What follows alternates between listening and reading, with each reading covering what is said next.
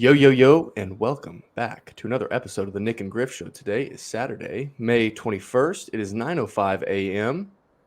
Griff, how was your week? I know you were a little under the weather here the past couple of days. How are you feeling today? Feeling well enough to get up this morning and do this, Nick. You know what I'm saying? So pretty good. That's good. But yeah, it was a long week of battling work and not feeling your best and powering through it and all those kinds of good things. How was your week? Man, it was good. We got a lot of good projects wrapped up and got some time freed up to tie up some of those loose ends, which is nice. And yeah, it was kind of the back half of the week was a little bit more chilled out, and looking forward to probably the next couple of weeks. Got some a little bit more freed up time to get more of those loose ends tied up and get things finished up, get projects ready to start, and so. Excited for the next couple of weeks for sure. And man, always got good stuff going. It's fun to, my job is very much focused on the future, and so it's fun to speculate out to where we could be, what we could have coming down the stream, and so yeah, everything's going well. It was another good week, man. It's a good week for Tulsa, Oklahoma, like we were saying. I mean, you got the Mm-hmm. PGA Championship. I know Yep. everybody's kind of moving there. Huge Bitcoin community in Tulsa, which I think is the majority of our listeners to this podcast, which is pretty cool. I wonder where Tulsa is going to be in 5-10 years. I mean, it really could be a pretty massive city if you think about it. Absolutely, yeah. It's been it's been kind of a hidden gem, is what I've seen, what I've heard, just kind of around the around and through the grapevine. But it's I think people are starting to find it a little bit more. I think there's definitely more people moving here, and it's been a place where a lot of people have come to kind of escape, to find freedom, to find a poppin' little town that's got a lot of awesome little venues, a lot of great restaurants, a lot of great indoor, outdoor activities. I mean, there's a lot of great stuff happening here in Tulsa, and of course, you got Oklahoma City that's about an hour away from here, hour and a half, depending on where you're at. And they've got even more amenities over there. Oklahoma City is bigger than Tulsa, and then all around this part of the country, you've obviously got all the nature and wildlife, and open land and all that kind of stuff as well. And great lakes for skiing, for tubing, for fishing. You got a lot of hunting around these parts. Of course, that's all over the country, I guess. But I love this part of the country, man. Are you a big hunter? I used to be and do still go. I'm not so like religious about it anymore. But I do still enjoy it. I love getting out in the stand early in the morning when it's cold and being able to sit out there and see the sunrise and hear the birds, and super quiet. I mean, it's Something, definitely right? some time to kind of reflect and think about things for sure. And kill something. No, I mean, like, And kill something. Yeah. what If I can see, huh? what do you get? What do you get up early in the morning to kill? Deer, whitetail deer. Yeah. Deer Ooh. hunting. Aren't those Go tough out. to get? Huh? Aren't those tough because they're fast? They move quickly. The whole thing. No, I mean, like if you're, I mean, like, I mean, there are situations where like, a deer may be running, but typically you're hunting in a way where you're not seen, where they're not running from you. Yeah, typically you're going to find a walking deer or a group of deer, and take one out of the group that you like. And then you get to have some great meat, and great fellowship to kind of go around the whole thing. That's really the most enjoyable part. But yeah, you can't beat the fresh meat, man. There were times I remember whenever I was younger, we'd go out to our land, and we typically would go for a full 10 days. So we'd go like the weekend that the open season started, the full week, and then the weekend after.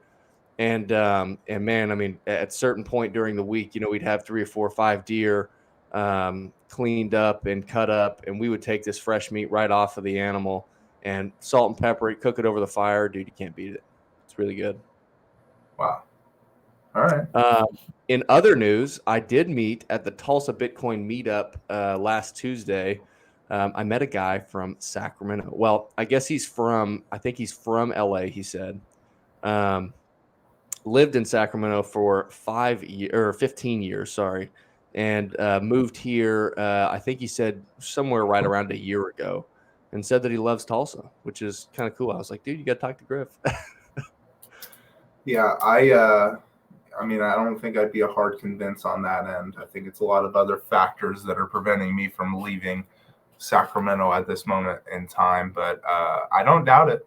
Like we're saying, there's a lot of good things going on in Tulsa. I can't really say I've heard a lot of good things going on here in Northern California, other than if you came out here and you saw Tahoe, which is like my work drive, like Sure. once or twice a week.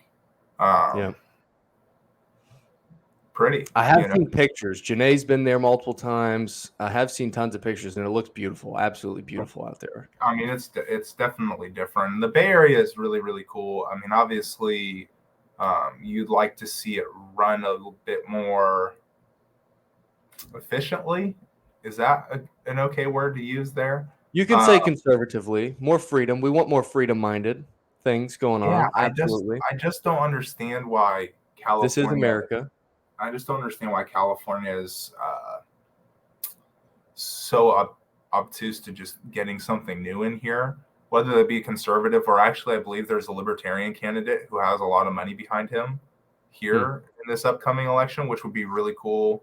I believe he's a doctor as well, so it'd be cool to get some change in California because, I mean, it is the fourth largest economy in the world, just this state alone. And if you'd like to know some other cool things here in Northern California, it used to be like the asparagus capital of the world. There used to be a lot of agriculture up here, and it's since been outsourced to other countries. So the question of whether can we produce everything ourselves? Yeah, California probably could alone, just to let everybody know, but we're not being run as effectively, and the world is more globalized now. So if you can get it for 10 cents cheaper in some other country, we tend to take that deal for a lot of reasons. But which anyway. It's interesting you bring up that piece. So I listened to a decent amount of Seyfedina Moose's podcast, and I'll forget the name of it, but listened to a decent amount of that over the past couple of days. And he had an episode where they were talking about how Fiat really infiltrates all of these different areas of life. And one of the pieces that they were talking about was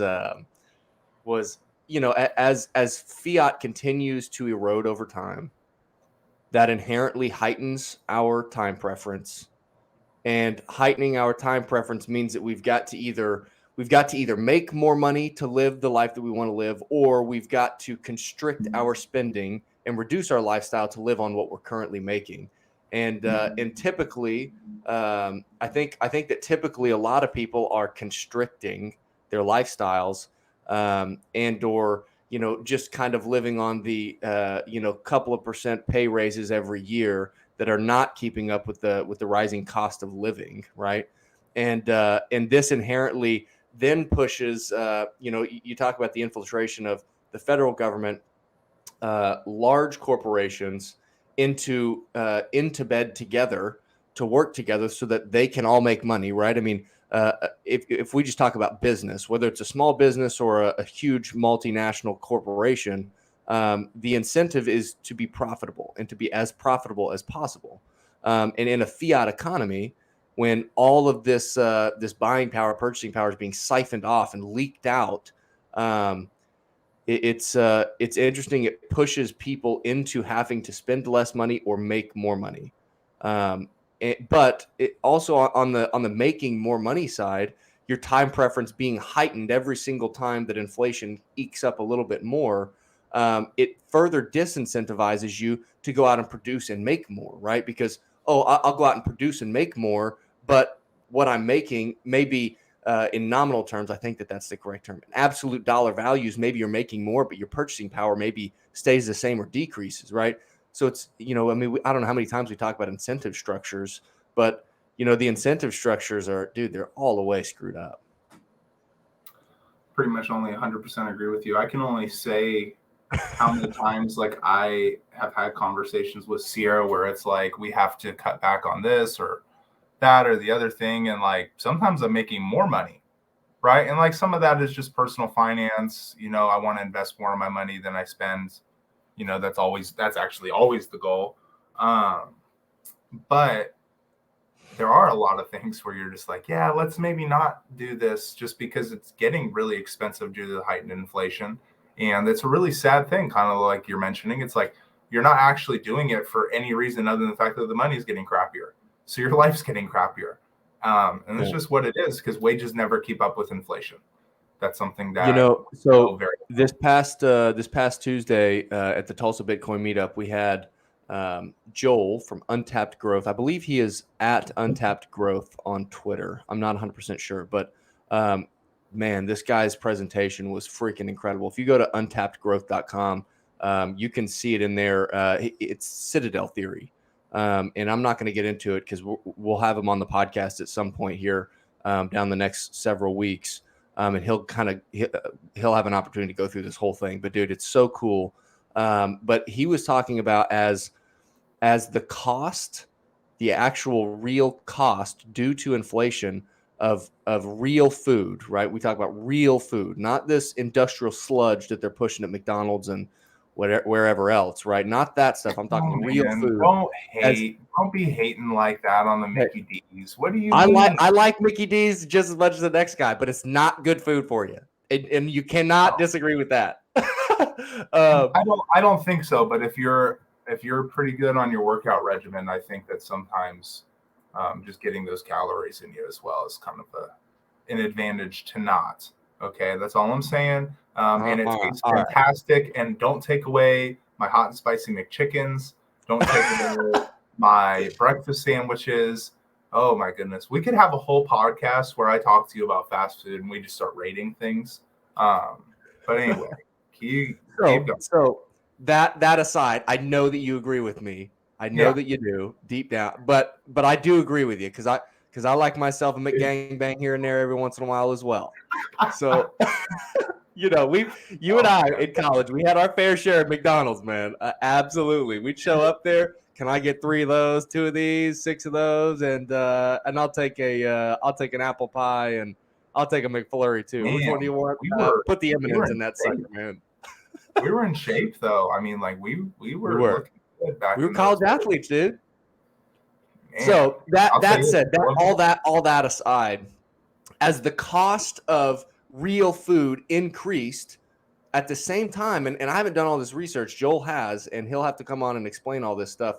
But then they started pushing and propagating all of this information to push people toward fast food, toward food that was cheaper, because that was another way to hide the inflationary tendencies of the Federal Reserve that control fiat. And I'm telling you, you're making faces now. Just wait till this guy talks. No, I mean, so is it a slight bit of a conspiracy theory in the respect that he's saying McDonald's created because of the destruction of the dollar? No, not created. It's all about incentive structures, right? It's hey, it costs too much to do this. We need to do this to be profitable. But it also, at the same time, there's all these other things, all these other factors coming together to push people toward that. Really interesting stuff. I'll send you the link to the website, to Joel's website. It's untappedgrowth.com, I believe. And he's got a 45-minute presentation that they've got on there on Citadel theory. So go check it out. You have to go check it out. Everybody, if you're listening, go check it out.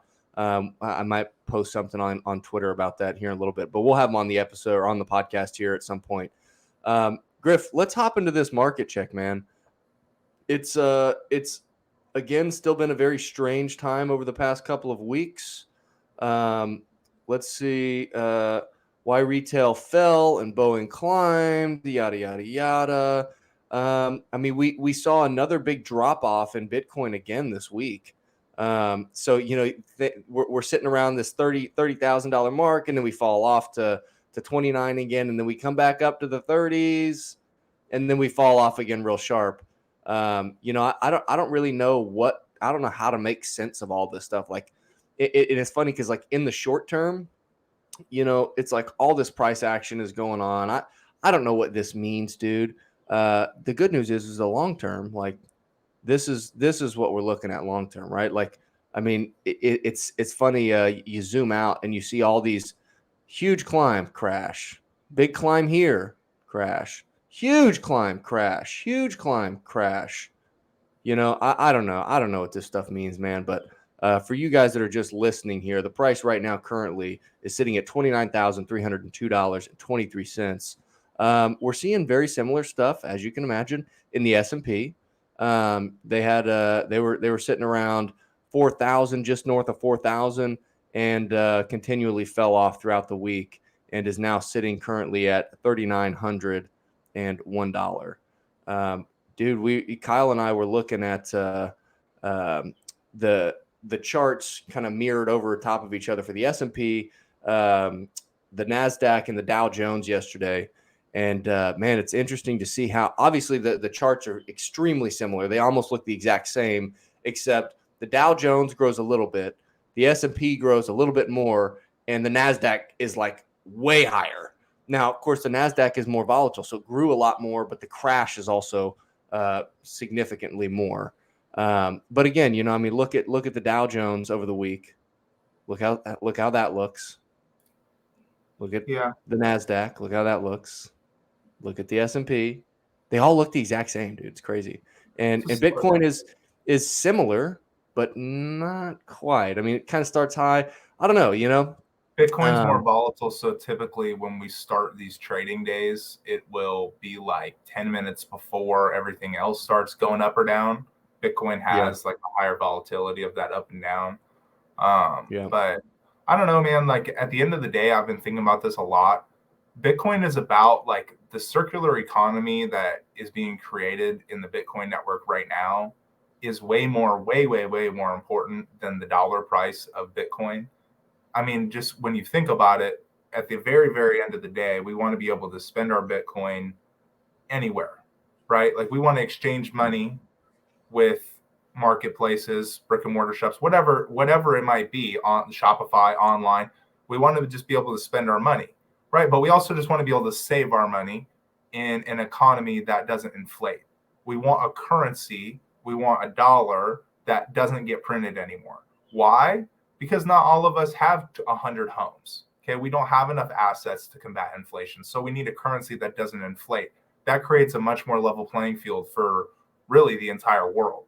And so I've been thinking a lot about it. It's like, yeah, like sure, it sucks, I guess, that the dollar price of Bitcoin goes up and down and up and down. And yes, if Bitcoin were to go to $1 million tomorrow, would I sell a little bit to like go exchange for something in the fiat world? Yeah, because the fiat world is currently the biggest economy, right? Like that is the biggest economy today, is paper everywhere. Everybody's using some form of fiat currency. But very soon, I mean, with guys like Jack Mallers, Jack Dorsey, Elon Musk, things are going to happen where the economy that is Bitcoin, you're going to be able to spend your Bitcoin a lot of places. And do I recommend spending your Bitcoin while you can spend fiat? No, I think you should spend as much fiat as you have until they stop accepting it, which I'm telling you, the higher these gas prices go, the closer we are getting to that kind of point. But it's really, Nick, this whole thing is about one Bitcoin is one Bitcoin. And the further Bitcoin goes down, but increasingly as the economy of it is growing, the network of it is growing, it's like the dollar price does not matter. Now, obviously, you want to save your Bitcoin. Why do you want to save it? Because it is an economy that is growing. So you're basically are getting real estate in one of the smallest countries in the world today, and it could be the biggest country in the world and not that long from now, because Bitcoin is like a country, but it's only like for economics. So I don't know. I mean, like it's kind of interesting. Save your Bitcoin, but I wouldn't get too worried about the dollar price of it because there's only 21 million. It's the only hard sound money available to us today. Gold is I don't even want to say it. It's not very close, but it's the second best, right? There's other commodities. I agree with that, yeah. But there will never be a network where you can spend gold. There's never going to be some network where you can go around and spend gold coins, guys. Like that's why gold is worthless at this point. Nobody cares. It's a digital age. And even with all of these governments, ever impacting society, it very much so makes people realize the internet is ever much more important, right? Because it's like they can't always control what happens digitally, and they for sure can't control what happens on the Bitcoin network. So that's my little spiel for one Bitcoin is one Bitcoin today, because it is, and it's only getting more and more important. You know what's interesting, and I was reading a little bit on Bitcoin Magazine about the increased strength of the U.S. dollar compared to all of the other major currencies in the world, and also simultaneously the contraction of the United States GDP. I think the assumption or I guess forecast was an expansion in the GDP of like 1.1%, and it actually contracted, got smaller by 1.4%. It's wild. And what does that mean? I'm not 100% sure, dude. Like I was looking at some of the macro trends, and this metric and that metric, and these charts and those charts, and this fits together with that thing. And dude, like it's like reading like a different language. I don't even know how to make sense of it. And some of this geopolitical stuff is like if you don't spend hours and hours and hours getting into it and understanding it over a period of time, dude, it's like it's so damn difficult to make sense of the headlines even, right? I mean, you obviously, just like with anything else, in order to really understand something, you've got to spend time reading and listening and diving into what the content is in order to really understand something. And I'm excited to have Joe Consorti on here in a couple of weeks to talk about some of the macro trends, what he's seeing in as far as those things. I don't know if I told you this or not, but he's an analyst now, like a Bitcoin macro analyst. So I'm excited to hear his takes on some of these things that are happening in the markets. But yeah, to go back to your point, man, it's interesting, like the personal finance side, the short-term price action of Bitcoin. If you're investing money, I say investing, I don't want to say investing. If you're saving money in Bitcoin, if you're buying Bitcoin with money that you may need tomorrow, you're doing it wrong. You shouldn't be doing that. Right. I know for myself, I'm putting money in Bitcoin and buying Bitcoin with money that I am intending to save for the long term. It's not money that I need in a couple of weeks or a couple of months or a couple of years. This is money that I'm saving later on down the line, way down the line. If you're saving money that you may need in a couple of weeks, man, I don't know, man. That's a little scary to me, but Bitcoin is a savings account. It's more or less an investment, but it's a savings account. But at the same time, into present day in these banks, savings accounts are supposed to accrue interest, right? Bitcoin is just the best savings account there is, because potentially, I mean, it could accrue some very, very serious, I guess, savings interest, if you want to put it that way, over the next 10 years. And that's why we put our money in it, because more and more people are going to come in, but yet no more Bitcoin is going to be created just because people want to buy it. That means there's going to be a very, very, very high demand. And there's really, like, I guess, there is a finite supply. So high demand, finite supply, not to mention nobody really understands it yet. I mean, it's only going one place. So I think we should get our guest on here, though, and get some of his thoughts. You want to do a little introduction? I'm excited about this guy. I've been anticipating this guest for, God, I mean, I guess before he was officially on the books, I've had tons of conversations with this guy. I work with Ascend Commercial Builders here in Tulsa. I've worked there for 8-9 months at this point. And man, me and this guy, we just hit it off right out of the gates. And it's fun too, because he's very well versed in the geopolitical side of things that's happening all over the world. He also worked in banking through the 2008 financial crisis. He's had his hand in some politics formally. So he's kind of seen that realm of things, right? He's also with our company, he's the accounts or the accounting, the finance, the contracts guy, the legal guy that we go to for all of those sources. Dude is super sharp. And we have had tons and tons and tons of conversations over lunch. And, at the end of the days, we have conversations about all this stuff, Bitcoin included. What's good about Bitcoin? What are the potential issues about Bitcoin? and has opened my mind to several things that I had not thought about previously. Everybody give a nice warm welcome to our guest this week, Kyle Jackson. Kyle, good morning, man. How are you? Hey, good morning. I'm doing pretty good. Nice Saturday morning. Got my coffee going. So everybody's ready. Everybody has coffee. I just finished up here. I'm primed and ready to go this morning. Awesome. Let me tell you. Kyle, right out of the gates, I got to ask you a question here. So we were just mentioning, I just mentioned this increase in strength of the dollar price compared to all these other currencies around the world, and also the simultaneous contraction of the GDP. What could this possibly mean? What does this mean as far as a global economy goes? So when we talk about that, one of the things you need to understand about what happened after the 2008 market crash, when they dropped interest rates locally. So they took interest rates basically to zero. Okay. So one of the things where people were investing in the United States is because they had a good rate of return. When our interest rates are high, they like to have money in the States. They like to invest here because they can get a good return on their money. So what happened when we dropped our interest rates centrally down to virtually zero, a lot of that market capital went and developed markets overseas. So like Brazil, Indonesia, places like that, they started borrowing money in US dollars.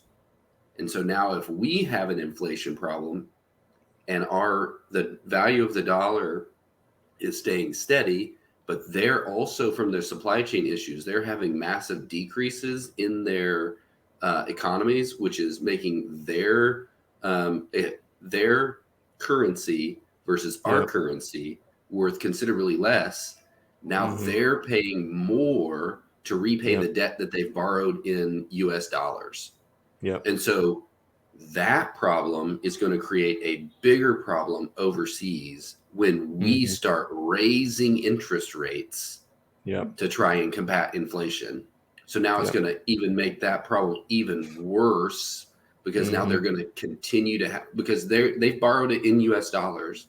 So they're going to have to convert their local currency to US dollars to pay this debt. And since their currency is worth considerably less now versus the US dollar, and that interest rate is going up because most of those investments are not on direct, like not on a set interest rate. It's based on the prime rate. That's how most of those contracts are done, just like a credit card. Just most lines of credit are set up that way. So this cost is going up, this value is going down. So it's going to create a lot more economic issues worldwide that then we're going to feel from our supply chain continuing to crumble in that manner. Which, as far as global trade, that makes it significantly more difficult for other countries to trade with us, because I mean, if you think about just a super simple example, American company A, they buy products from manufacturer over in Europe, somewhere else in the world, or whatever. It's now more expensive. Well, maybe that's a little backwards. I think I got it backwards. So the inverse may be true, where it produces a situation where, to find value in their investment, their money is coming back to the United States, but it has a greater buying power overseas, but a smaller buying power locally. So they go and buy up the manufacturing facilities at discounted prices because their local currency is deflated. But what it's still going to end up in the same scenario where the exchange from there to here is going to be difficult unless they find ways to cut costs or improve the manufacturing process. We're still going to be in the same boat that we are currently, where we have rising prices in goods because our inflation is so high. It's funny, the government has decided that the way that we convince people to combat this is you just don't have to buy stuff. Just stop.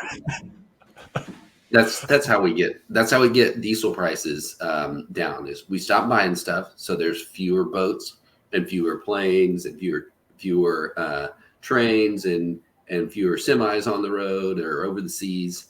And it was funny. Somebody was pointing out, like, you mean a recession? Like, you're literally advocating for us to go into a recession to combat inflation. Well, so we were. Oh, you go, Griff. You go, Griff. No, I was just gonna say, my natural next question for some of those things is the ruble. Do you have any notes or as to why it's now? I guess it's like at a 7-year high, right? And they stopped circulating U.S. dollar and Russia, I believe, like not that long ago, right? So is that because they're a commodity-rich country and they don't really need U.S. dollars to be stable? You know, they also have oil. And the most recent thing, I think, is wheat, right? They're obviously trying to cut off Ukraine's ability to produce wheat. So now they're the only ones that have wheat. What does that kind of mean for the U.S. dollar in terms of its power over the world if Russia is showing that it doesn't really need it to be a successful economy? So it will exacerbate the problem. So one of the main reasons that there's so much U.S. currency in the market is because the petrodollar. We set a standard, I think in the 80s, 70s or 80s, that the global exchange of oil would be done on the U.S. dollar.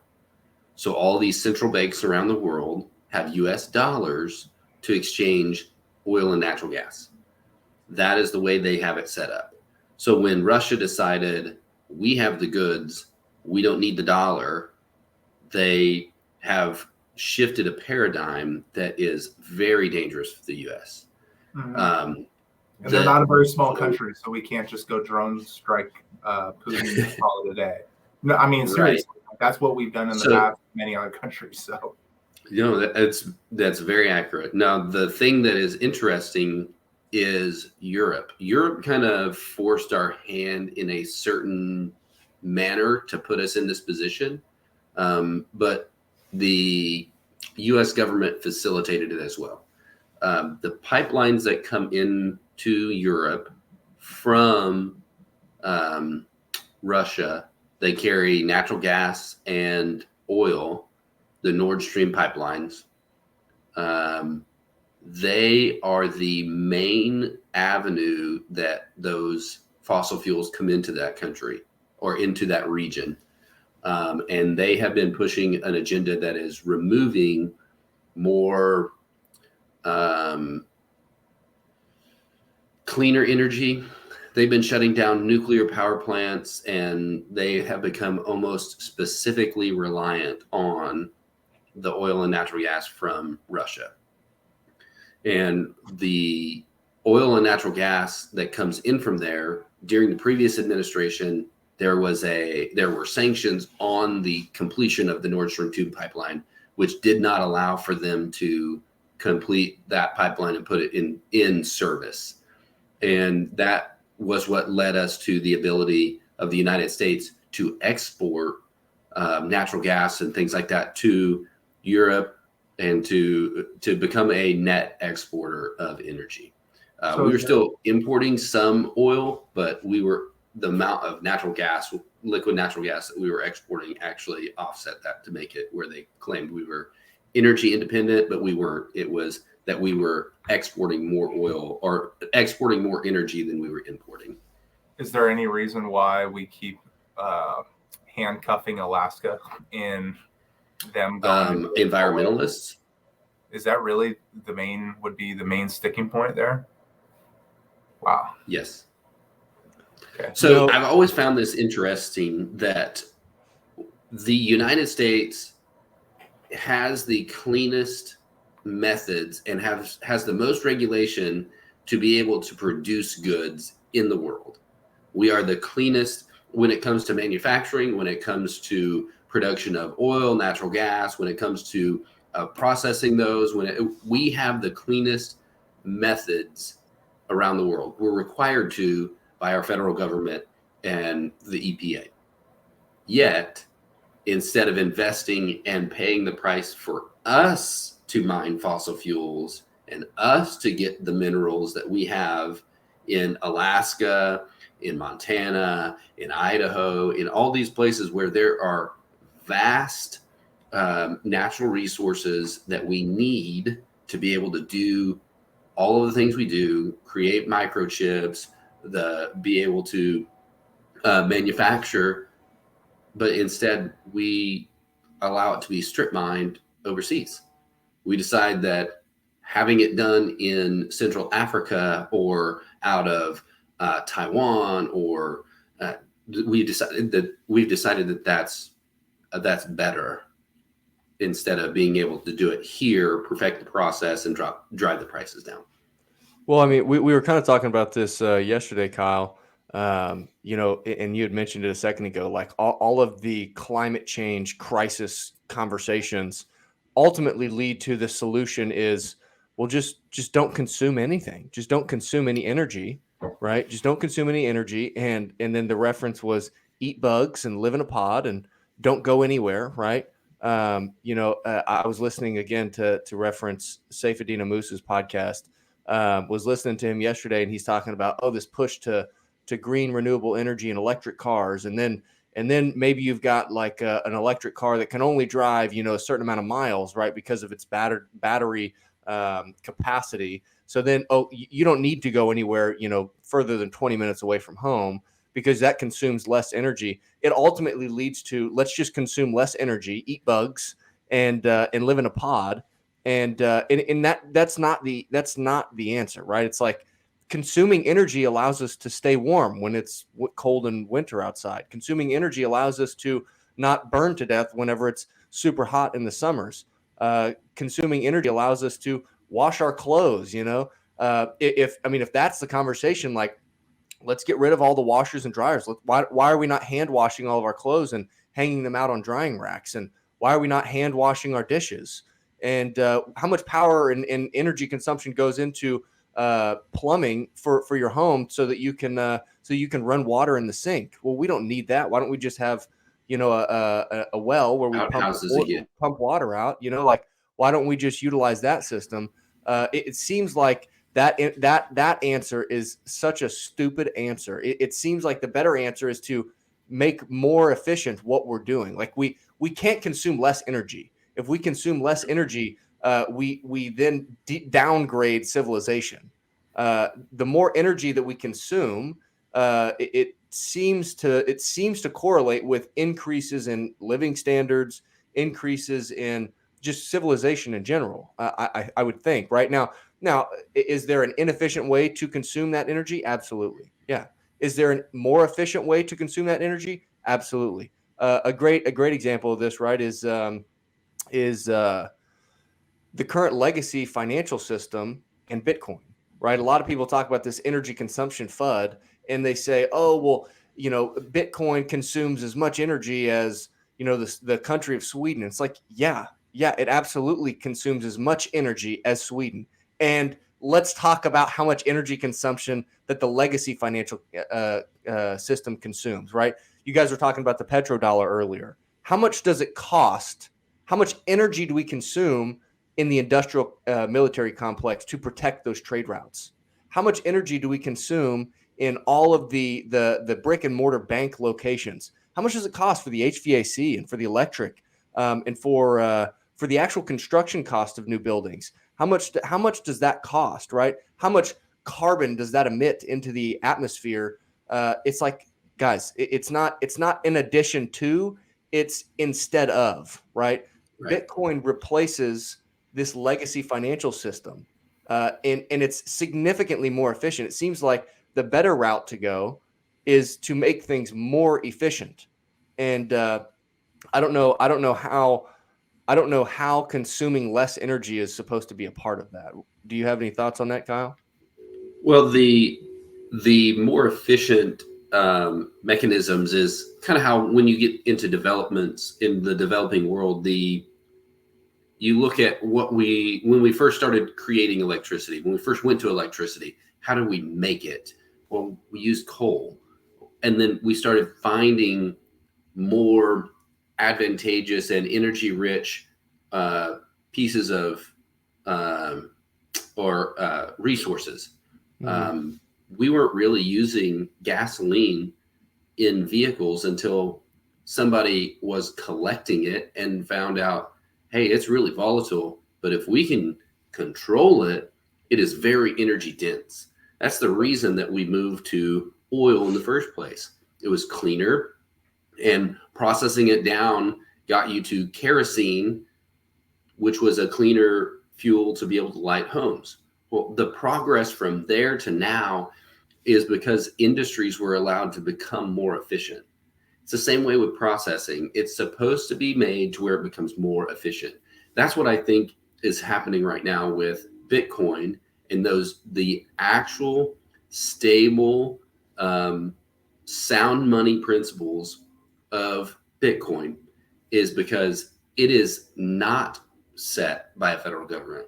Everybody talks about, oh, we need to get back on the gold standard. Well, gold standard is still not going to be a sound money principle because governments have determined at this point they are regulating the price of gold.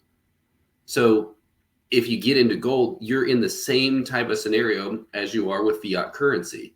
So we're trying to develop, as humans naturally do, find more efficient ways and have ingenuity to be more effective in what they design. Just look at automobile industry. You look at what the Model T, Model A's, what those kinds of vehicles were. We didn't just say, oh, hey, we got a car. We're good. We're good now. We don't need to keep going any further. We've developed it down, and now we've got air conditioning. We just continually develop this technology. But when you have a scenario where the government comes in and regulates something like they've done in the financial sector, you look at telephones. In the telephone industry, they decided that it was too big, that Ma Bell was too big. And so they decided to step in, break up that company, and regulate the telecommunications industry. And for 50 years, they were very adamant about regulating the telephone industry. And the biggest development in that 50 years till like the mid 90s, the only development you had was it went from hanging on a wall and cranking it on a party line to the touchstone phone. You went from rotary to touchstone. That is the innovation that happened in that 50 years. And then in the 30 years since then, we went from having a home phone to almost no one having a home phone, because we went to where we have a small computer in our pocket that also does phone calls. Like, absolutely. That's what happens when you allow for innovation, you allow for progress in that direction, and it is going to spur on other avenues of invention that have not been thought of up to this point. That's what's happened with basically every industry that the government has reduced regulation to and allowed for innovation. You know, it's interesting. It seems like at this point, it seems like the federal government is trying to take more and more control of more and more things. And it's funny, you know, at this point, you know, fiat money is one of the largest things that affects and impacts human civilization, human culture, how we interact and communicate with each other, right? Via our spending. How do we interact with the market? And it's kind of funny because I absolutely agree with you, Kyle. Where innovation is allowed to flourish, things get more efficient. We progress, right? We progress, and it's funny because this fiat money inherently heightens people's time preference, which inherently stifles innovation, which then makes us move backwards in time. It's wild. I mean, it doesn't make any sense that, you know, again, I've said this, I don't know how many times this past like week or 2 weeks, like either A, the federal government has no idea what they're doing. They've got no idea that they're absolutely destroying the world right now with this fiat money.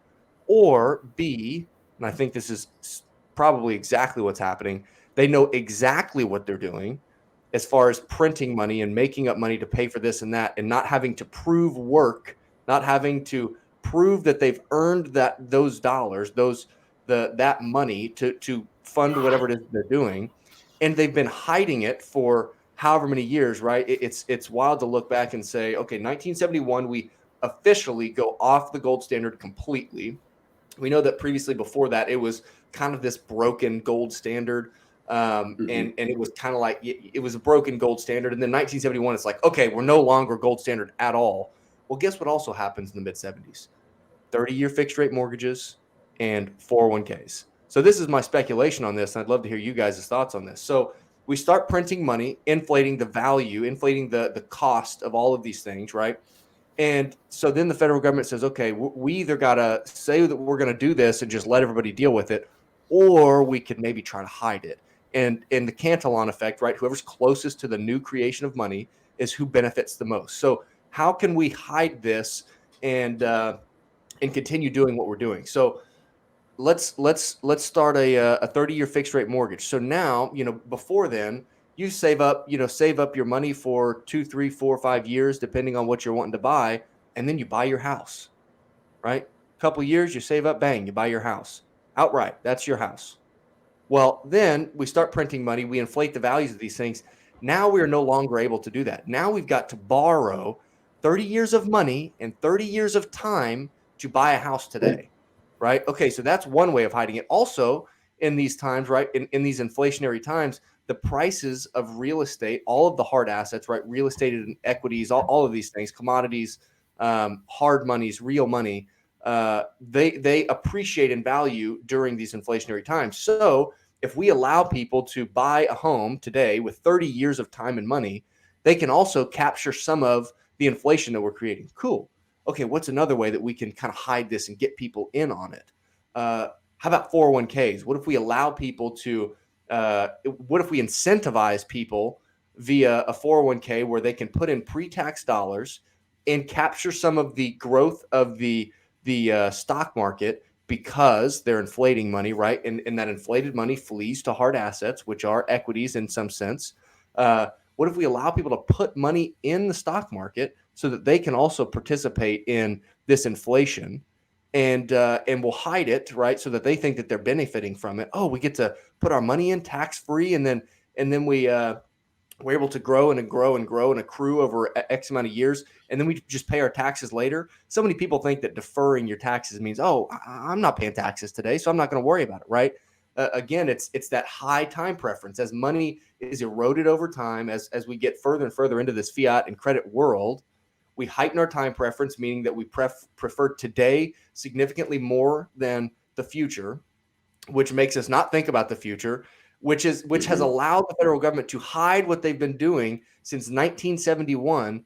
And I think that what's happening here, again, I'm speculating, I think that what's happening here is they're getting to a point where they don't have answers. They're having a really difficult time hiding it at this point.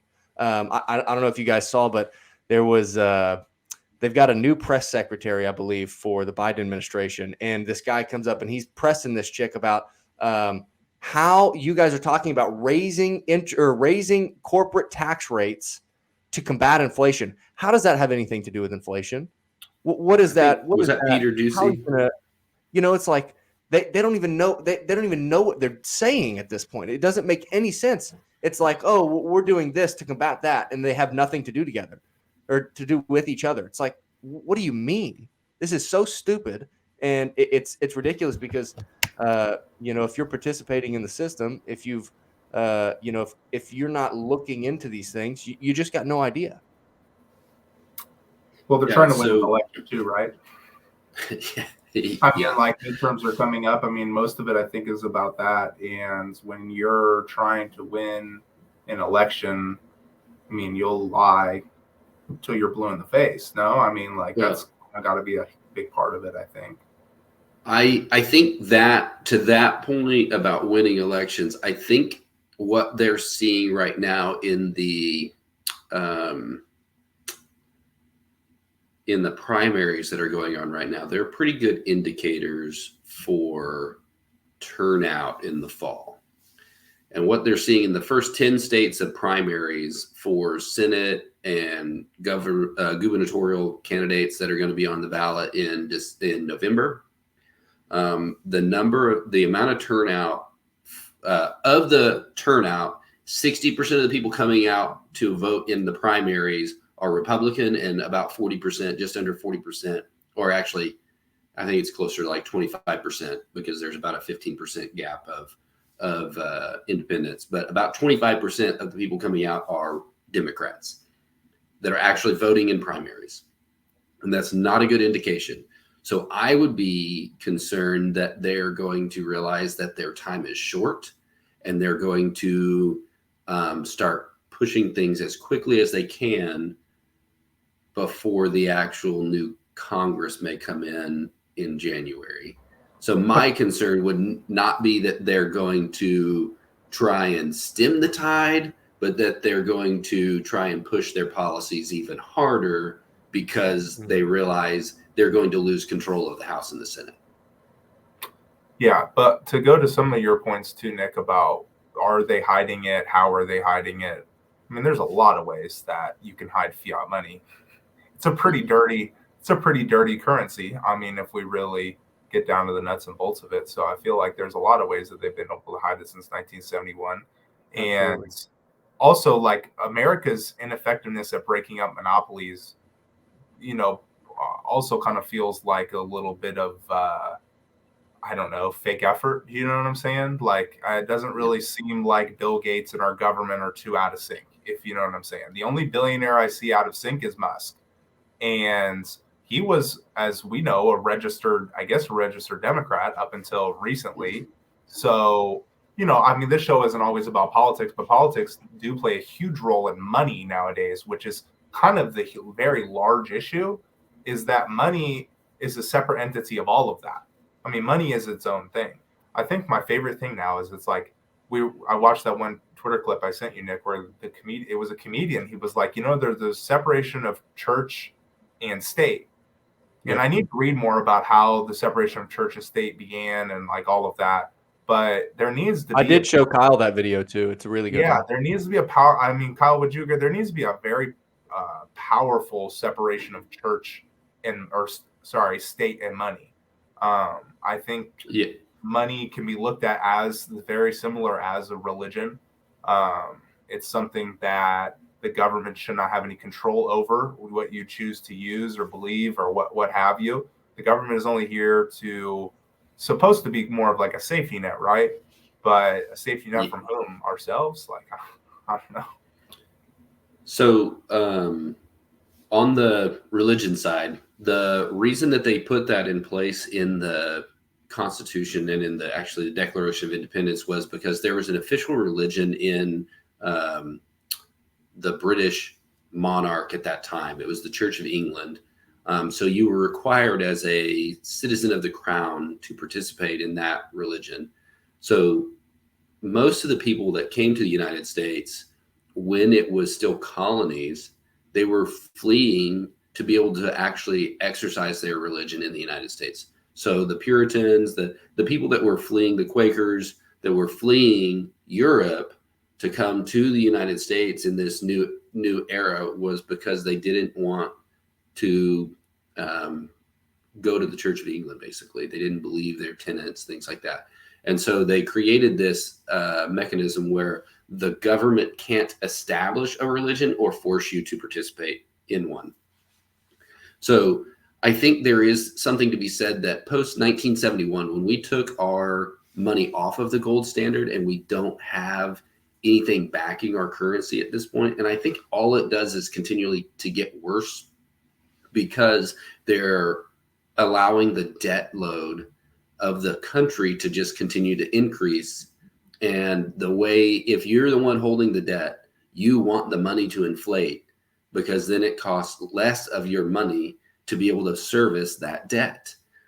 But if you're holding the debt and there's deflation, well, you're in trouble. Or if you overspend and there's not a mechanism to just create money out of thin air, well, you're in trouble there too. But we just allow our country to continually deficit spend.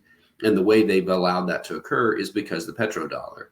And on that point, when we were talking about going off of the gold standard, one of the areas that I am very specific about is the cost of education. The cost of education is a great indicator of what the money supply is doing and what federal government interacting in that manner is producing. So the statistics I've been able to find were through 2016 from 1971. So in 1971, the average four-year college cost, yearly cost was $8,734. And in 2016, it was $20,967 a year. In 1971, they broke it up between men and women. Women were primarily not working as much in 1971, and they are working more now. In 1971, the average income for women was $14,915 annually.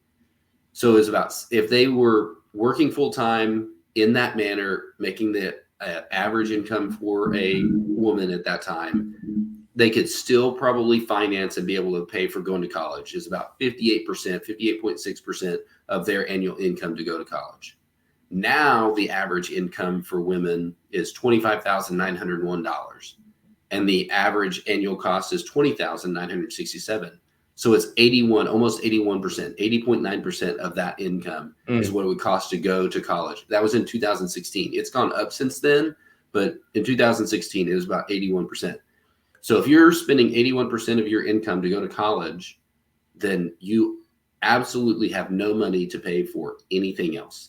Because by the time you pay taxes on that money, and if it's a W-2 income and your income tax comes out of that and your payroll taxes come out of that, you're absolutely at least at 20%. Yeah. On the men's side, in 1971, the average income, so a lot of times there was only a single earner in households in 1971. It was becoming more prominent that there wasn't, but primarily in 1971, you had a single income family. The average income for men in 1971 was $42,757. So to go to college on a full-time income was 20%, 20.4% of your income to go to college. Now, the actual income, the average income for men has actually gone down since 1971. It's $40,445 in 2016. Wow. So to go to a full-time college in 2016 is 51.8% of the median income for men. So the cost of tuition for college went up 140.1% from 1971 to 2016.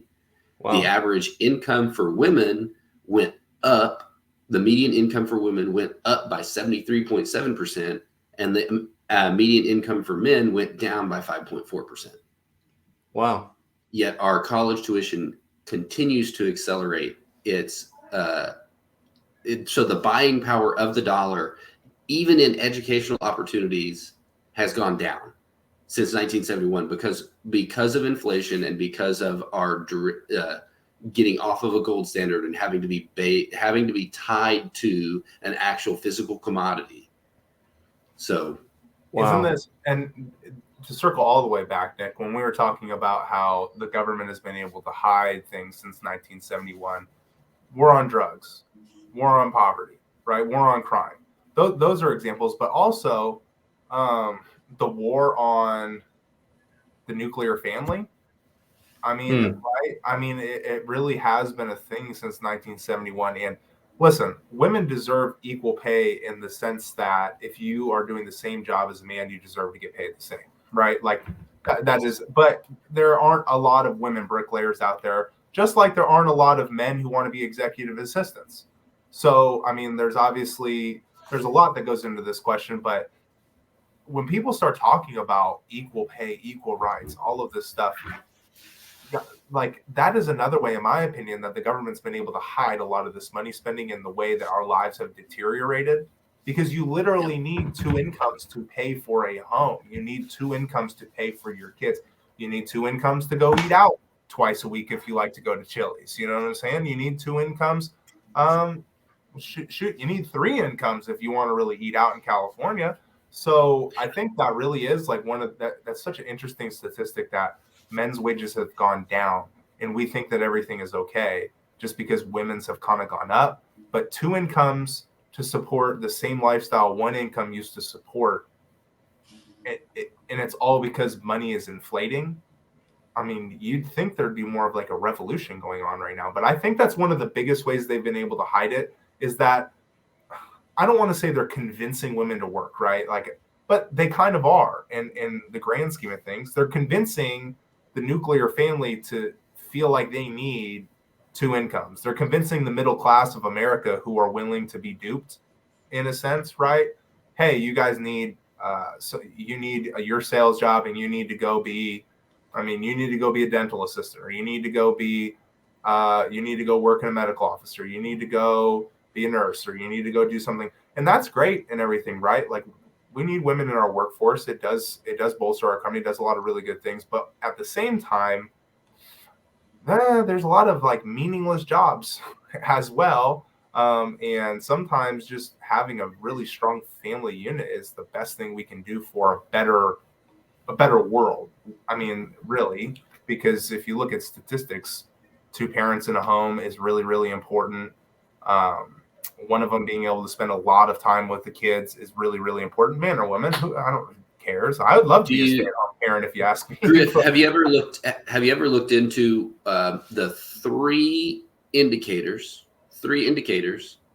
that are most likely to indicate on an like 80 or 85% efficacy rate as to whether or not you're going to end up in the middle class?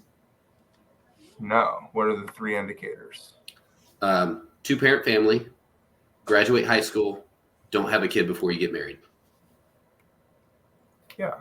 And my only thing to that is now is like, it feels like shooting for middle class, which is fine, right? Owning a home, like, you don't have to have huge goals in life. Not everybody needs to be billionaire. Not everybody even needs to try. Not everybody needs to try to be a millionaire. I mean, you should be able to just want to live your life, own your property, have your hobbies, have your wife, have your kids. But the middle class is getting destroyed. We talk about that a lot on this podcast. It feels like when you make fiat and you save in fiat and you invest in fiat, as one of our guests eloquently, your budget's broken. It's a bathtub, right? That just is literally money is just pouring out of it, and you're trying to fill it as fast as you can. But when gas is going up as much as it is, when I would love to just have, like, I got a cast iron, I really like a ribeye tonight, I think. But I'm going to tell you right now, a USDA ribeye from my local grocer here is like $40. And a middle American can't afford that. I mean, straight up cannot do that. So I don't know what income level is middle America nowadays. And I don't know what kind of lifestyle middle America supports or what the goals of that are. But man, it's getting undercut like a mother. So I think that is probably the indication of why people are fleeing higher priced areas to live. I think that's why you're seeing people move to middle America. I think that's why the ability to work from home, to commute virtually to a lot of places is allowing that. And I think you'll be interested in the Citadel theory. I think that can open your eyes a little bit to Absolutely. You want to prelude that for me? Citadel theory. What is that about? One of the guys that get into one of the that guys that you have coming on will kind of dive into that a little bit more. But Citadel theory is basically thinking that you have small local communities of citadels where they help provide for the basic needs of each other.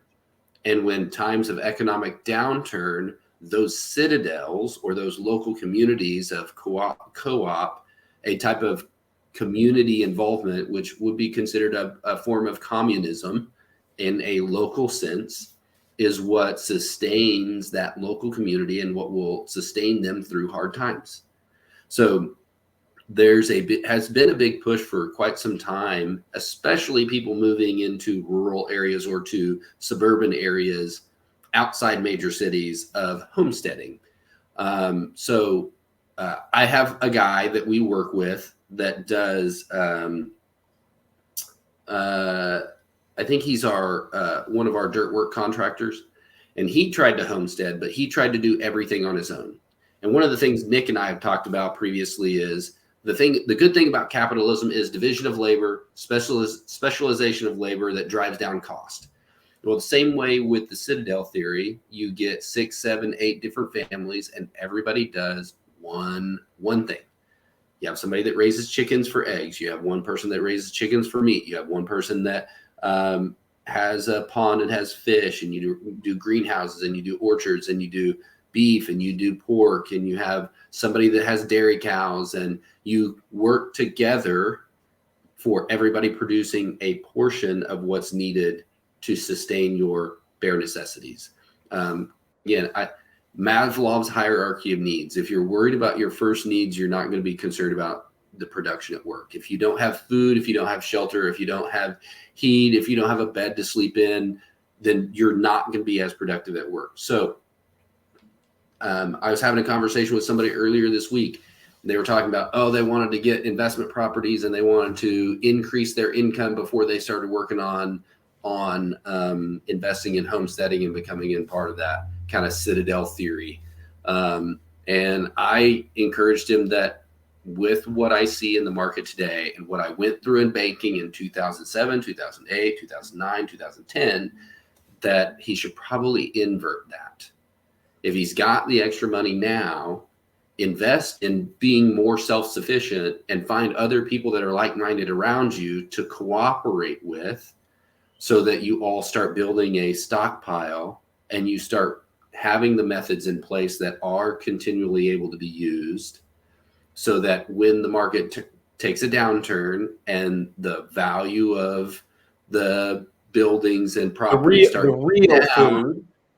the real food, when that stuff starts coming, when the value of the property start coming down, you've already established yourself where you have a lower cost of living for the same standard of living, and now you have the resources to invest in those properties to facilitate continued growth in that area. So it's really interesting. Do you think over the next 10 years, 20 years per se, I mean, the time frame here I think is a really interesting part of the question. Fall of Rome, America, Bitcoin, right? Like that's a few buzzwords that I hear a lot, but it's tough to invest in the fall of Rome, right? Like it's tough to figure where the bottom is here. And that speaks to obviously being self-sufficient in a lot of ways. Do you look at Bitcoin? Because we haven't even really got to the part. Kyle, you're obviously a Bitcoiner. You save a little bit in Bitcoin, I assume. You believe the hard money aspect of it. Do you view it how do you view it when you buy Bitcoin? Do you view it as an investment? Do you view it as a savings account? Do you view it as an insurance policy against the fall of Rome, right? Because if you are self-sufficient, at least there is now this monetary network where you'd be able to transact with other people and still settle, which is really good. Just to let everybody know, the fall of Rome didn't have Bitcoin. If they did, things might have been a little bit better. How do you view Bitcoin when you buy it? Which avenue do you choose to pick in your mind when you're like, I'm buying Bitcoin for this reason? It's about the safety network. So there's a lot of stuff that I do that is about what I see moving into the future. I have money invested in a variable annuity that I have when I transferred out of a company and moved my 401k, I transferred it in a variable annuity because it was an insurance product that gave me the best bang for my buck long term, allowed me the opportunity to invest in it later in life, because I accept at this point that Social Security will absolutely not be around when I get to retirement age. So I'm hedging that bet. Same thing when I start seeing the market as it is today, I can see in myself and where I'm at, what I can produce, what I'm able to live without, and what is necessary for survival. And so there's a gap there.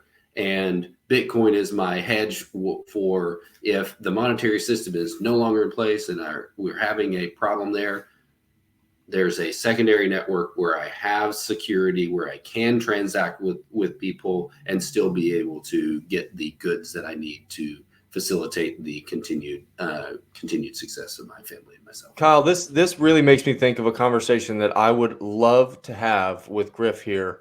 And we've talked about this, and you'd really opened my eyes to it. And since then, I've talked to several other Bitcoiners, and what your consensus was that I was not familiar with at the time is the consensus in the Bitcoin community, which is good to know.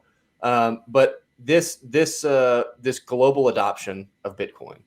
I think that there's kind of conflicting thoughts where I've heard people talk about this top-down method. I don't think it's going to be the top-down method. I don't think that it's going to be categorized as legal tender and then everybody's going to start using it. I think it's probably going to be from the bottom up where people start using it, and it goes up in the layers where smaller individuals use it, retail, shops start using it, larger companies start using it, smaller countries start using it, and then eventually larger companies or larger countries join in. And Kyle, you talked. We had a really good conversation about this at one point, and you really opened my eyes up to it. Can you speak to that a little bit? Yeah. So we see where some countries are buying in, and when you look at the GDP of different countries, when you centralize a currency, look at the euro, for example. It's going to be based on production. So when the euro was established, they have a set mechanism and it's a set rate at which it expands. You get to Bitcoin and it is a set currency. There's a finite amount. So you're going to be based on adoption, you're going to see that price increase because there's fewer of them and everybody's competing for it. Okay. So in the euro, you saw overnight where production really shifted to Germany away from all of the other countries. And the countries that had a different philosophy and were not producing saw the largest discrepancies in their buying power in euros versus their local currency when they went to the euro. So the financial problems that Greece, Italy, and Spain have gone through are specifically because they went to the euro and they participated in that because their production rate was much lower than Germany's. And Germany, by creating by continuing to create and produce versus the other countries, that's where the money flowed. So when they would buy goods, it would still go to a company in Germany, or primarily go to a company in Germany. And so you see the same thing in the world. So one of the countries is I believe it's the South African Republic, which is like 189 or 188 out of 189 in the GDP annually. It's one of the poorest countries that is associated with the United Nations in the world. And it adopted Bitcoin as a legal tender. The reason that the United States and larger countries, El Salvador as well, has also adopted Bitcoin. But the size of those economies versus even a Brazil, a Russia, a China, a United States, if the United States tomorrow adopted Bitcoin as a legal tender, it would price every other country out of using it. And if we adopted it, it would isolate us in the global market because it would be too expensive to interact with the United States. There would not be enough money in the world in other countries to be able to purchase Bitcoin and exchange in our medium of exchange. And it would literally tank our economy and put us at a point where nobody would be willing to do business with us. Right. So think about the GDP size, right? I mean, if the United States, right, because Griff, we've talked about this a couple of times on a national level. If the United States decided we're going to decide today that we're going to dump all of our capital into Bitcoin because we believe it's the best money for the people, with the supply being inelastic, meaning that it's fixed and it doesn't increase or decrease, what's going to happen to the cost of buying Bitcoin? Let's just say cost, not necessarily value, but cost. It's going to go through the roof. And so for these smaller countries that have, fractions and fractions and fractions of the GDP of the largest country by GDP, the United States, if they were to then at that point, after the United States dumped in all of its capital, they dumped in all of their capital. Same thing would happen if the price goes up for us. The $100 that we buy in Bitcoin today, if the price went up, 300% tomorrow, that same $100 that we would buy tomorrow would be significantly less Bitcoin bought. So if the United States buys in Bitcoin at 29,000 where it's at today, and they shoot the price up to $2 or $3 or $4 or $500 million of Bitcoin, whatever that number would be, the amount of capital that a smaller country by GDP would be able to dump in would be almost no Bitcoin at all, which, to Kyle's point, would make it so expensive, A, to buy the currency that everybody is using, A, and B, it would make it so damn expensive to do business with us and trade with us that it would become infeasible. And to Kyle's point, isolating us out of no man's land to where nobody can do business with us in Bitcoin. They would have to go find alternatives. I think, yeah, I mean, there's a lot of that I agree with.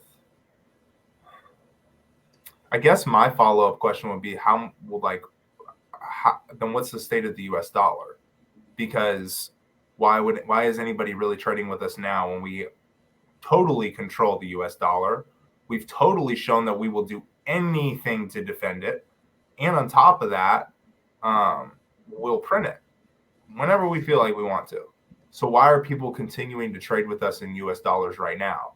And there's still a value there. Yeah, I mean, isn't it, how quickly is that? It's also the network effect as well. Yeah, I'm just saying, how are they still accepting it? And if we which I don't think the United States would full send into Bitcoin and then want to trade with it with everybody else. I mean, I don't think that would even be the point of them buying it. But I do understand where you're saying, yeah, if we went and bought it, a lot of countries would be SOL, right? But like, isn't that also part of the game theory aspect of it? It would take a lot longer for the United States to just go, oh, we're just going to accept Bitcoin now. Bitcoin's legal tender. We're going to implement it everywhere. These smaller countries typically tend to be kind of a little more centralized, if I'm not mistaken. I mean, even El Salvador, he's kind of we like him, but like, is he not a dictator of sorts? It's same in the South Africa. So they should be able to get it done quicker. So I kind of just think naturally these smaller countries will adopt quicker. But I don't think all of them will. I mean, I do believe there are going to be countries left out of this deal where they, just remain poor even in the Bitcoin standard. Mm-hmm. I don't think Bitcoin's going to level the playing field worldwide, right? Just because some people aren't going to adopt it because they're not going to see it coming. I mean, some people are going to get left out initially, but then like the 100-year play, there's only 21 million. So as long as you do produce something that you can get Bitcoin for, oil, gas, wheat, whatever your country produces, at least that way you can still get in because people still need real things. So what I would say is it just takes the U.S. deciding that they're going to allow it to be used as legal tender, because the guys that are going to the not the retail investors. We're not talking about retail investors. We're not talking about people with money in 401ks primarily. We're not talking about people with money in the bank that are investing in local things. That's not who we're talking about. You have to understand that once it becomes legal tender, the guys that own all the other companies are going to invest in Bitcoin because they can drive the increase in value. The State Streets, the Blackrocks, the guys that own trillions of dollars in assets will leverage those assets to buy into Bitcoin at the lowest possible price where it becomes legal tender, and then they will push their other companies they own to accept Bitcoin. And once they do that, do what? Who's selling them that Bitcoin is my question. They are. BlackRock. No, but I'm saying, are they just going to like collateralize, get a bunch of dollars and try and buy Bitcoin from miners? Yes. You think they'll sell that quickly? Yes. Or do you think what happens when you pay them over market price, how many people are going to hold out? Well, for a while, right? But like when you're talking about the price of Bitcoin going up to, I've always thought, yeah, if the price of Bitcoin, sure, it will go up to 1 million, 100 million, 1 trillion. I mean, like it could go up forever, really. But we're talking about two companies that in combined assets have nearly as much money in combined assets as GDP of the United States. Right. How much money does it take to just But what if that money that they have starts to mean nothing, right? Because if they're buying Bitcoin, they're also they're all backed by the federal government, and they're the guys that have first access to the money. In my opinion, if that happens and we start seeing a collapse in that manner, the exact same thing that happened in 2008 will happen for those guys from the federal government. Griff, because I they have agree their with what you're saying. tentacles in too deep.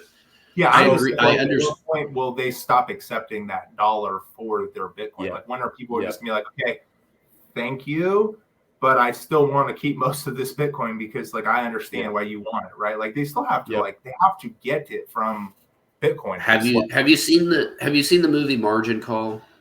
It's interesting about the 2008 housing collapse. Okay, Margin Call is a movie. I believe it was made in. No, it's Margin Call. The Big Short is about the 2008 housing collapse, but it is the second tier that actually occurred. So the first tier that occurred, look at Margin Call, is basically like inside the company that was the main backer of all these equity-backed securities that did a fire sale to remove it from their books. They were able to clear those things from their books at like 60 or 70 cents on the dollar, and then the market tanked. And they sold it to people that were buying it, that were hesitant to buy it, but took it anyway because they could get it at a value. So the opposite can also be true. Hey, I don't know that the dollar is going to be worth it, but you're paying me 50% higher than market value. Sure. I'm going to go ahead and sell and then hedge my bets. That's the same thing that's happening right now with BlackRock. BlackRock's buying up these properties. I think it's one of the things that's causing the increase in housing values is because they're buying up all these properties and then turning around and leasing them. Yeah, and they could care less what they buy it for as long as they can get it for cheap money. Absolutely. Right. Yeah. And they're also paying over market value to price the individual investor out of purchasing. Although you would say what BlackRock is doing currently is something in a Bitcoin standard they would not be able. I mean, they just simply would not be able to do. At least not at the rate at which they're doing it. It would be a massive. Correct, but they would have advanced. In my opinion, they would have advanced notice because if you look at especially in this administration currently, BlackRock has 3 people that are the primary financial advisors to the president, the vice president, and the I believe it's the Secretary of State. The primary financial advisors in the cabinet are executives from BlackRock. So they would have advance notice before this starts occurring. They would start capitalizing assets to have cash on hand that once it came out, they'd buy up as much as they could. Sure. Okay, so Griff, so this is the thought here. Organizations. I wanted to just ask them, like, well, if BlackRock has power, then how much power does the World Economic Forum have? How much power does the Trilateral Commission have? I mean, like, there is in this fiat standard, we were looping this again all the way back to that. How do they hide it? We don't even really know who has all this. Correct. I mean, honestly, like we do speculate. BlackRock buying all of these homes is obviously, I guess we could say, impressive. More scary, right? Because homes are one of those things that have intrinsic value that Nick had a really good spiel about, because it's like you can buy homes, they're always going to be needed though, which is why they're obviously so closely tied with inflation as an asset, and it just goes up through these inflationary times because people want somewhere to live. I mean, like that's really it. So they're buying a really, really, really personal commodity at a really, really fast rate. But I mean, there's got to be a lot more factors at play in terms of people trying to buy a Bitcoin, which is why, there's only 21 Bitcoins, always one Bitcoin, right? Like, they're going to have a tough time at some point pouring into the Bitcoin network because, in my opinion, it feels like Bitcoiners are a little bit more intelligent than really anybody else who's ever held such a finite asset before. Most people who own it at a large quantity really understand why they own it. So I think the price of Bitcoin, the price of Bitcoin is going to go up. Good for us, right? Like, we bought it so early. Yeah, it's obviously going to go up. But what does that really mean, I think, is my question. Because it's like, what is it going to mean if the dollar has no purchasing power? If Bitcoin is 10 million a Bitcoin or something like that, at what point does it just like dollar? Yeah. Oh, you don't like your credit no good here, like the Star Wars scene or whatnot. That's kind of bridging those two thought processes, because Griff, I agree with you, and Kyle, I also agree with you. So, and this is my thought here. So, Kyle, on your side, if these larger players can front run the market, then people will absolutely accept a ton of dollars for their Bitcoin. Griff, I also agree with you in the sense that if the dollar's not worth anything, well, why would I give up something that's absolutely scarce and worth unlimited amounts of money? Why would I give that up for something that's worth nothing? So I think, Griff, in this is another interesting piece to tie in. Griff, what you just said, I think, is absolutely true. It's in that Bitcoiners, for the most part, there's plenty out there that don't know why they own. But, for you and I and Kyle, like I own Bitcoin because I believe that it is significantly more valuable than dollars. And I think that there are inherent fundamental issues with the dollar system that we operate in today, the fiat money system that we operate in today. So absolutely, I've got my price, right? If somebody wants to offer me a kajabillion dollars for my Bitcoin, okay, right now I would probably take some money for that, right? Or some dollars for that. However, I'd probably go right back in, and I'd probably just put it right back into Bitcoin. You would really take dollars. So it's interesting. So Kyle, so here's the interesting piece about this. It's not like you just go to the Bitcoin store and you buy it off the shelf. Every Bitcoin that is out there is owned.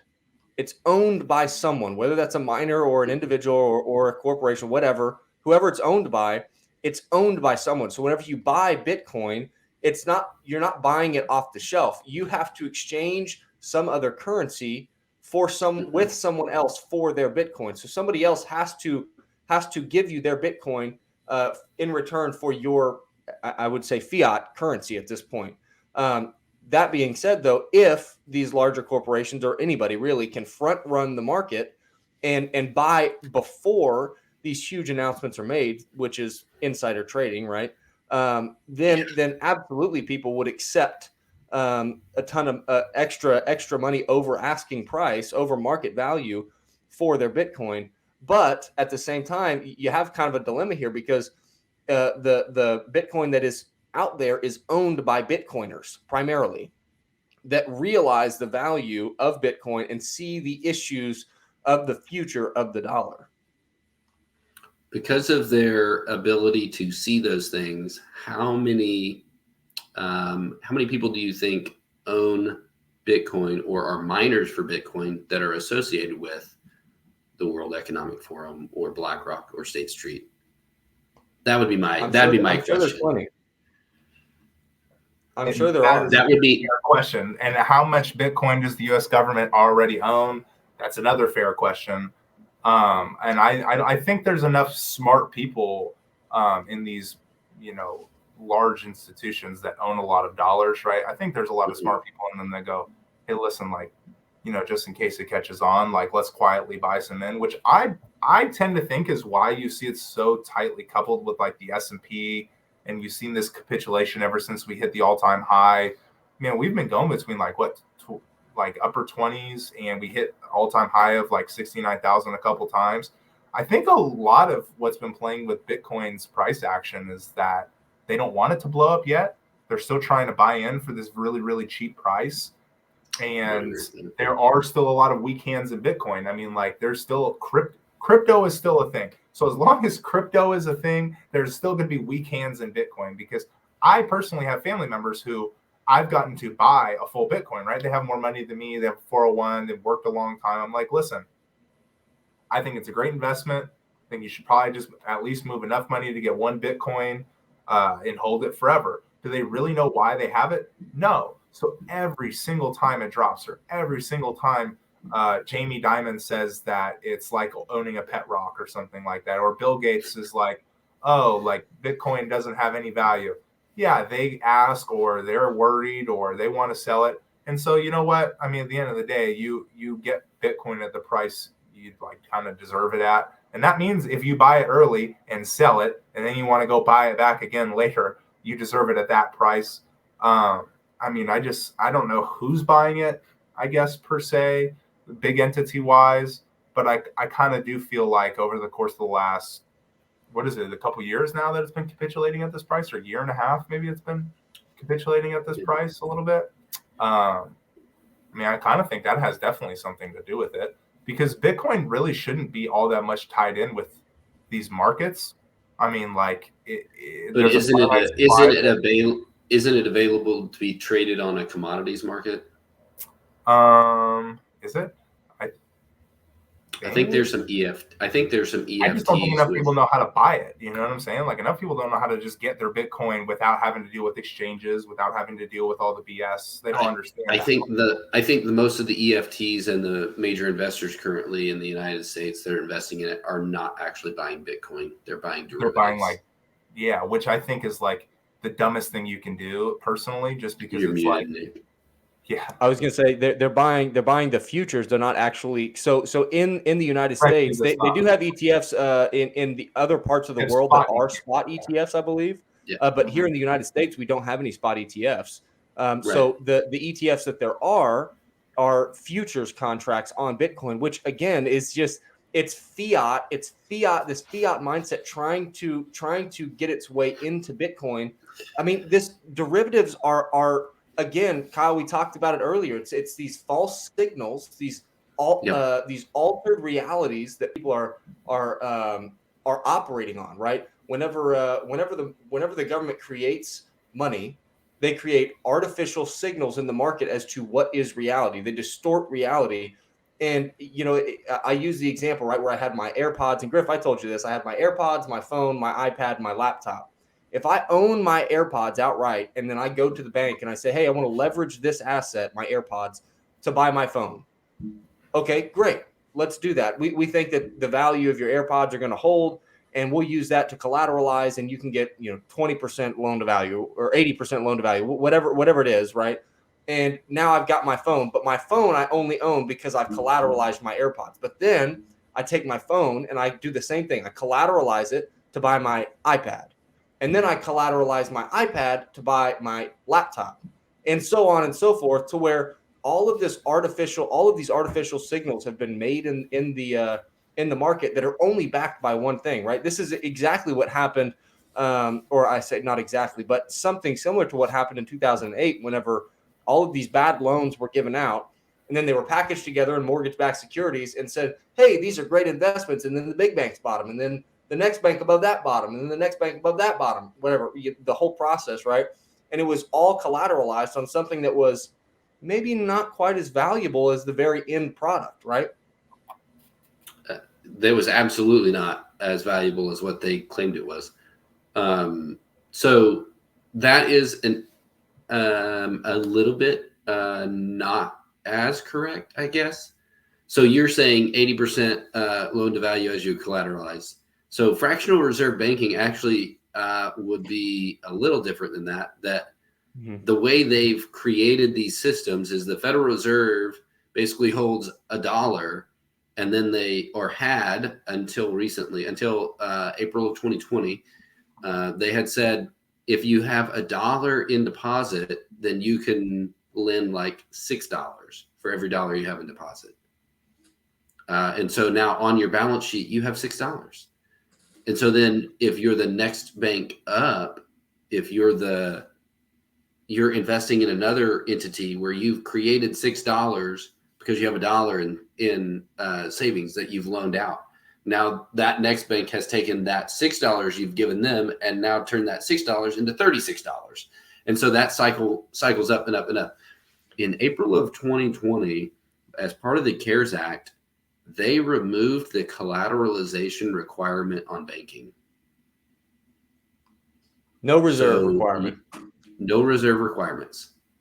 They have not rescinded that order yet.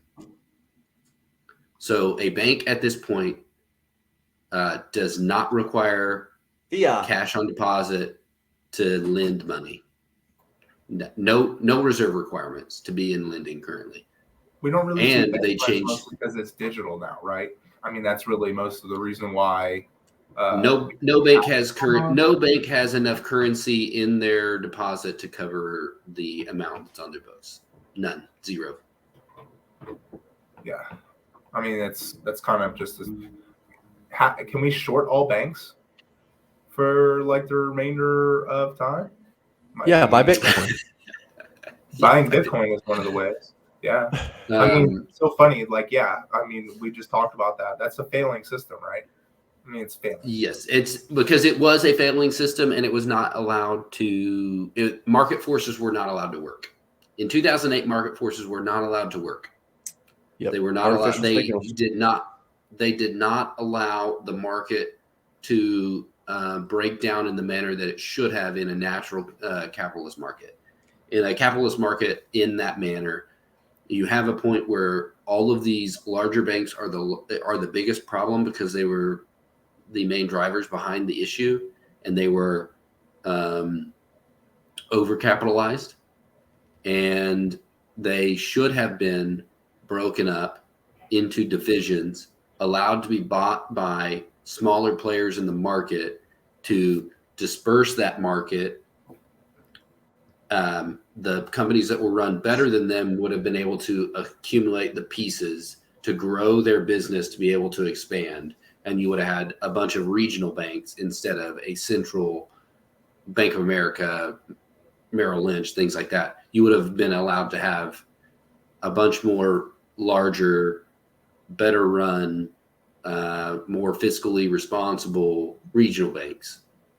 And because we said, oh, they're too big to fail, and we bailed them out, the federal government decided that they were going to continue to incentivize them to continue to not participate in manners that were sound financially. Same thing happened previously. Well, they needed to stimulate the market, right, to try to get too big to fail. Why? Well, I don't think they needed to, but that's just kind of what they did. They definitely didn't need to, just like we didn't really need Social Security. It's a downturn in the market is good periodically, and it is required to continue to have a sound financial and investment system. If the economy is not allowed to contract to weed out improperly run or poorly run businesses, if it's not allowed to do that, then you're never going to have the financial markets or the market forces are not going to be allowed to impact the actual market. So you've created a false market that at any point beyond that, manipulating a market that is not indicative of market forces. Absolutely. So if you don't allow it to correct, then you've accepted that you're going to continue to manipulate that market in perpetuity. Because the longer you go between recessions, the worse the next recession is going to be. Absolutely. Yeah. Griff and I were kind of talking about this the other day, like we use the example, like if you're Griff and I, we were college athletes, right? The best thing that we can do for our health is to stay in routines where we're working out, we're eating good food, we're drinking enough water. That's what best preserves our health over time. The further we get away from those routines and eating good food and working out and drinking enough water, the bigger it's going, or the larger the issue and more difficult it's going to be to get back to where we were, exacerbating the issue and making it more and more difficult to deal with once we do deal with it. Exactly what you're saying. But even in the workout, you can't be doing max effort and max weight all the time, or you will hurt yourself. Yeah. There is a crash coming in that point where you are maxing out the potential of your body and your muscles at all times. Runners do the same thing. You don't run a marathoner. You're not going to run the full amount of distance that you're supposed to run all the time. You're going to do increments. You're going to cycle up in distance and down in distance, and up in intensity and down in intensity, so that it's allowing your muscles to contract, realize the gains that you've made, and then be able to extend your maxes higher. But if you're not allowed to cycle down, then you put yourself in a position to get hurt. And the same thing is true about our markets. If we don't allow for a cycle down where there's a lower yielding time, or even a loss at times, a contraction of the market to a certain extent, then we're not going to have the capacity to continue to expand. because we've basically taken this rubber band and we just keep stretching it. At some point it breaks.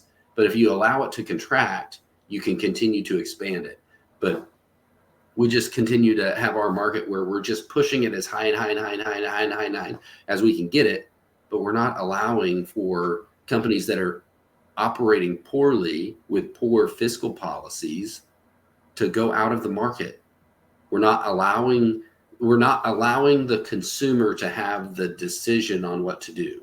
We're not allowing the consumer to look at how people are faring in hard times to determine who is best to invest their money in. Yeah. Man, this has been an absolute pleasure, Kyle. It has been it's been interesting to finally get you and Griff together, because I know that we've had these conversations over and over and over again, and they're so good every time we have them. Griff, do you have any final thoughts here? We've been on we're at an hour and 40 minutes here, so this is going to be a good little chunk. No, after every one of these episodes, I am just more and more thankful that I dollar cost average myself out of the fiat system and into Bitcoin with my savings. And I further do not care about the price of it. And to say one more thing, I'm so tired of people, like, you know how many people I've had in like the last 2 weeks, like, oh, are you okay? Oh, Bitcoin's dropping. Oh my God. I'm like, are you okay? I'm like, what happens when, I'm like, seriously, because like with Bitcoin's volatility, we've seen it go down and then take that 100% increase to go right back up, right? Like it's a very low, I mean, it's not even $1 trillion asset. So really, like, as long as you believe in the network and the strength of it, the price really does not matter right now. You are buying it for as cheap as it is ever going to be, whether it was 8,000 or 2,000 or 17,000, 69,000. They're all cheap numbers, right? What are you going to do when, I don't know, your banking stocks or your bonds how about your bonds go down 70 or 50%? They will never get back up to the all-time highs that you had originally bought them at. And so I don't know. I ask people who ask me that question, I'm like, are you okay? Are you going to be fine? Are you going to make it through this winter? Because I'm fine. I have Bitcoin. I'm not worried about it. Thank you very much. So I think it's interesting that people ask you that. If you look at that graph or the recent indication of the market of Bitcoin, if you would show somebody a similar trend in another stock that's not Bitcoin, they would tell you that it is testing a floor of the market. Yeah. So the continual drop down and bounce back up and drop down and bounce back up, usually when you get to 2 or 3 cycles like that, and it has hit a price that is very consistent, it's testing a floor. And so that is the market where once it gets down to that, people are continuing to invest more and more money. So if that's true, you're setting a standard there where that's as low as Bitcoin is going to get again. It's not going to, it is not trending to where it is going to fall below that point ever again in history. And there's quite a bit of on-chain analytics that show a liquid supply of Bitcoin as well. So this recession where everything else goes, to the shitter, I mean, like to 1971 levels, I mean, we're really going to, I mean, in this market crash that we're kind of entering, that could be a slow, painful death, or it could be a flat, I mean, who knows how this is going to happen. We're going to really, truly see how much the American economy has grown, right? Because most of this has been fake since 1971. So where are we really at? I guess we're going to figure it out. But with Bitcoin speaking, you can literally look at on-chain statistics and see how many wallets have literally just held their Bitcoin for over a year, 2 years, 3 years. Yeah. They don't care about the price. They're holding it for obviously maybe many of the reasons we're talking about on our podcast. And so I think this recession is going to be a really great test of Bitcoin's resilience versus stocks, bonds, your home, your housing prices, because a lot of people bought these homes as investments, and that's not really what you should be in it all for. If you're looking at a home as an investment, you should probably be renting that deal out or flipping it super fast or something of that nature, right? So you shouldn't always count on your house to appreciate 100% every 5 years. That just isn't realistic. And it's really not good for the rest of the world too. So I don't know. It's a great time to be a Bitcoiner, in my opinion, because I think I really think that Bitcoin is going to be the most resilient asset that you can buy, right, with fiat over the next 2 years. I guess that would be my prediction. This is where you're going to see Bitcoin's decoupling, because there's only so much money that really will leave the system. A lot of it really is pretty liquid at this point. People who really own it, I'm not sure what level that is or what price that would put it at, but I think somebody did the math and it's like somewhere in the 20s. So it'd be interesting to see if Bitcoin ever got out of the 20s. That would be a little bit interesting, but it's going to be tough to get it out of there. I don't know. I don't care. Agree with I'm holding that. it forever, guys. I'm holding it for the rest of my life. I don't. I'm not selling my Bitcoin ever. And if it goes to zero, then I'll buy all 21 million. Okay, and then I'll be like, you know what, I might have been wrong, but at least I own it all now, right? That'd be great. There you go. Man, people are funny. People are funny because this stuff is personal, right? Finances are super personal to everybody. Everybody wants to be Charlie Munger and Warren Buffett. Everybody would love to be the greatest investors ever and know everything all the time, and they never make mistakes. But the only thing that you should really care about is learning and like finding, problem solving, finding new information. And I think Bitcoin is another really good tool for that, because once you get into Bitcoin, you really do just start learning a lot of these things. And Kyle, really do thank you for coming on to the episode. I think, Kyle, you really might be one of the most straight up intelligent people we've had on this podcast, I think, yet. Your knowledge about really everything is very well spoken. I'm not sure there's one topic you don't know something about, which is a little bit scary. You might be reading way more than me, so I don't know. It's been really cool to have you on. I don't know if Nick has any closing thoughts now, but this has been a good episode. So I have always adhered to a saying. I picked it up when I was younger. I always like to learn stuff, but there's a phrase that people say now, which is actually not the correct phrase. They say jack of all trades, master of none, but the actual phrase is jack of all trades, master of one. And the one thing that I've tried to master is personal finance. For me personally, that's what drove me into accounting from engineering. But I like to be kind of well-versed in what all I can do. Nick can kind of attest to this a little bit, because the house that you see behind me, this is something that I've been working on. Like, I physically built this house starting last July. So, wow. Yeah. Absolutely. He's Kyle, not, it is.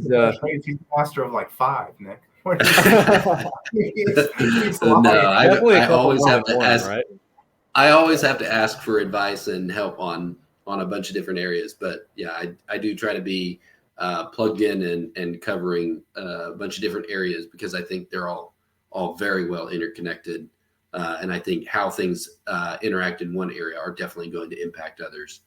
So I try to have a good understanding of a bunch of different areas. So. Absolutely. Well, Kyle, it has been a ton of fun, man. I'm excited to get this one out to the public. It'll be live next week. Man, thank you for coming on. Appreciate it. We might have to sprinkle this one out into 2 episodes, like sprinkle it out maybe early next week and like later in the week, I don't know. I leave those things up to Nick. All right, Kyle, you have a great rest of your Loved weekend. it, man. And I will see you on Monday morning. Yeah. Wow. Griff. How about that, huh? Yeah, if you're in close proximity to that guy, Nick, your excuses are like very few and far between. You know what I'm saying? Because like, whether it be personal finance, taxes, the global landscape, Kyle doesn't have a Twitter, right? Like, he's not really a huge internet personality. He does have a Twitter, but I don't know that he's super active on it. He should try. I think he should put some stuff. Maybe you can let him know on Monday that maybe we could. I mean, all like 40 average listeners we have now, and we do appreciate all you guys. You should follow Kyle. That was really. I don't know what you guys would all think. But that was a really good episode, and he was a very, very, very intelligent guest, and it was very cool to get his brain on. We talked about the petrodollar to making energy more efficient, to Citadel theory, to Maslow's hierarchy, to fractional reserve banking explained on a very, very good level. Global adoption, how like so many things. And I guess the only thing that we really differed on is that when this Bitcoin price goes up, I think COVID has sped it up. I think like these high inflation rates have sped up what has happened to the dollar, right? Like I think Bitcoin was made to catch kind of a slow death of the dollar, but because our government is so smart, it's going to be more of a quick death, in my opinion. I think the dollar is going to die relatively quickly. And I think that's kind of the only part that me and him weren't seeing super eye to eye on. But man, I agreed pretty much with everything else he was saying.